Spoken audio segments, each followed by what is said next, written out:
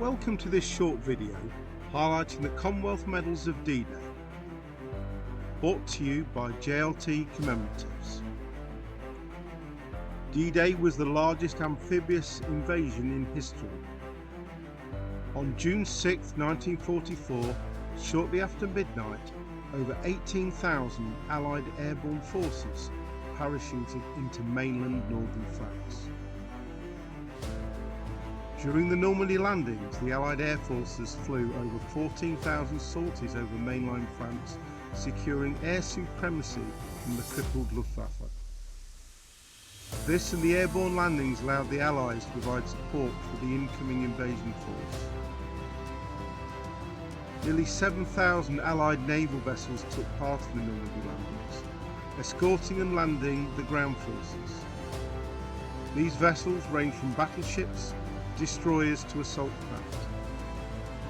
The naval part of the operation was called Operation Neptune. They also bombarded German coastal defences and gave the Allied ground forces artillery support and cover on the beaches.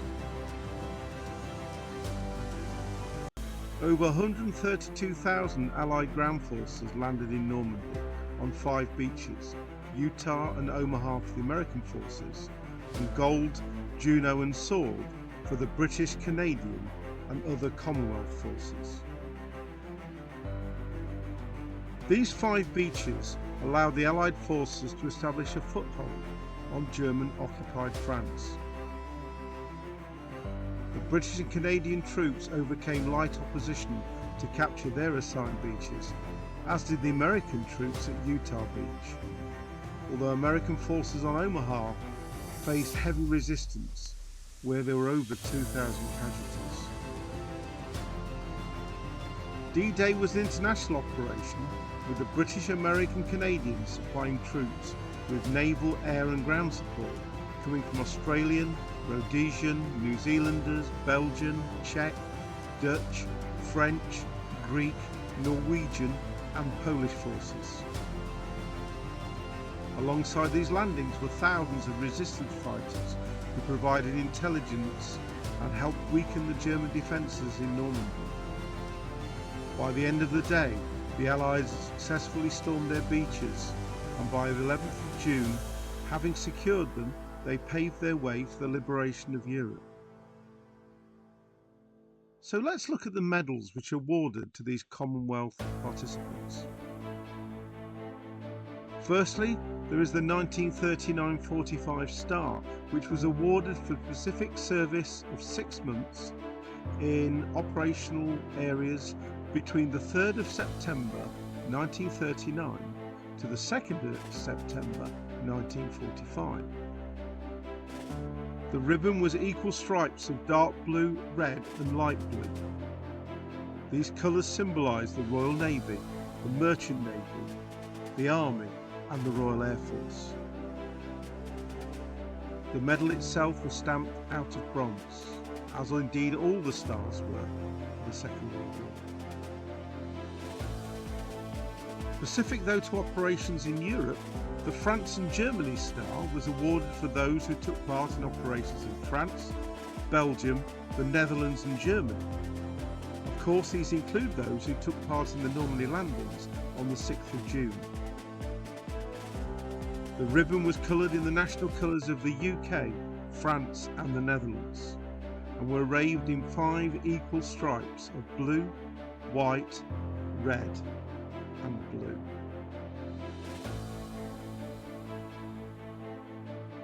Also commonly seen alongside it is the Defence Medal, which was awarded for 3 years service at home, or 1 year's service in a non-operational area, or 6 months service in territories under air attack.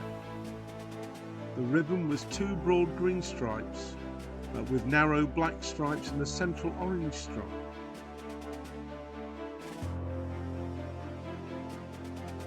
Awarded to all participants, the War Medal was awarded for personnel who served at least 28 days on full-time active service between the 3rd of September 1939 and the 2nd of September 1945.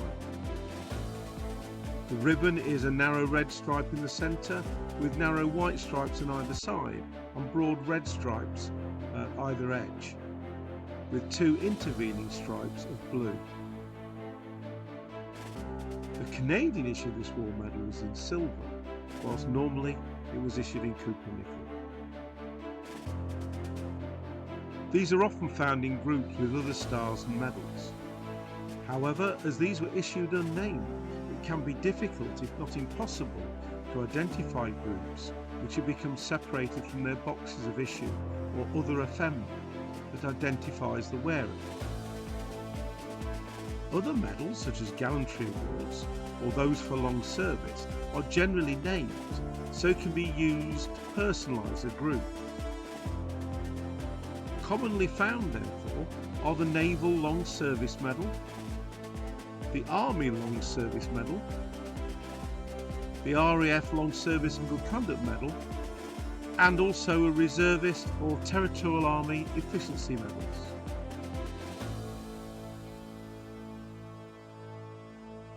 As a truly Allied effort, Commonwealth troops had their own service medals for the war.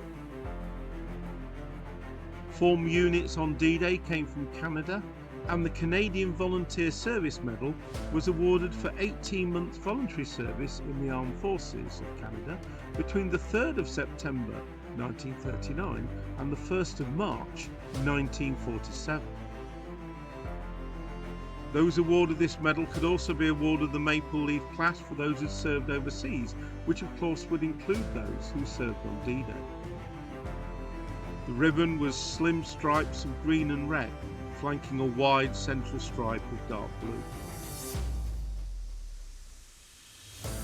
At this time, Newfoundland was a separate entity, and they provided a formed artillery unit as well as individuals. The Newfoundland Volunteer War Service Medal was instituted in 1981 and was awarded for those citizens of Newfoundland who served with Canadian forces in the Second World War, but were not eligible to qualify for the Canadian Volunteer Service Medal.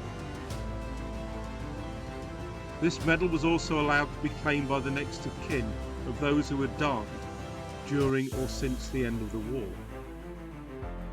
The ribbon was deep claret with red, white and blue edges, and the medal is made from bronze. Other parts of the Commonwealth may not have formed units, but provide individuals and augmentees. There being a long tradition, for example, of pilots and aircrew being integrated within RAF units. The Australian Service Medal was awarded for service in the Australian Forces for at least 18 months full-time or 3 years part-time. The medals were named to the recipients. In 1996, the time served was reduced to 30 days full-time and 90 days part-time. The ribbon was khaki with red narrow stripes and a wide dark blue and light blue edges. These colours representing the Royal Australian Navy, Army, Air Force and Mercantile Marine. The New Zealand War Medal was awarded to members of the New Zealand Forces who had completed 1 month full-time service or 6 months part-time service between September 1939 and September 1945, provided they had carried out training or their duties. The ribbon was black with white edges. The Africa Service Medal was awarded for service in the Union of South African Forces who had served at home or abroad for at least 30 days. These medals were named. The ribbon was a central orange stripe with green and gold stripes to either side. The Southern Rhodesia Service Medal was awarded for those who had served in Southern Rhodesia during the war, but were ineligible for the Campaign Star or War Medal. The ribbon was dark green, with at each edge black and red stripes. The India Service Medal was awarded for service in the Indian Forces for 3 years of non-operational service in India. This was the Defence Medal for the Indian Forces.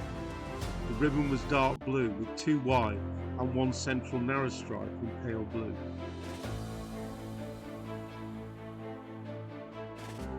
This concludes our introductory look of typical medals of D-Day and the Normandy Campaign.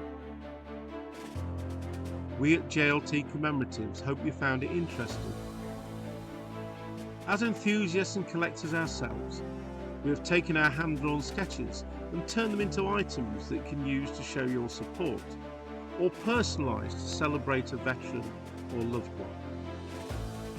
Indeed, we don't just do World War II medals, but also earlier, and gifts for modern service personnel and veterans for more recent conflicts. Please contact us if you have any special requirements. Coming from a service family, a proportion of the proceeds for these items will be donated annually to the Royal British Legion's Poppy Appeal. Thank you for watching, and we look forward to seeing you again soon. Bye bye.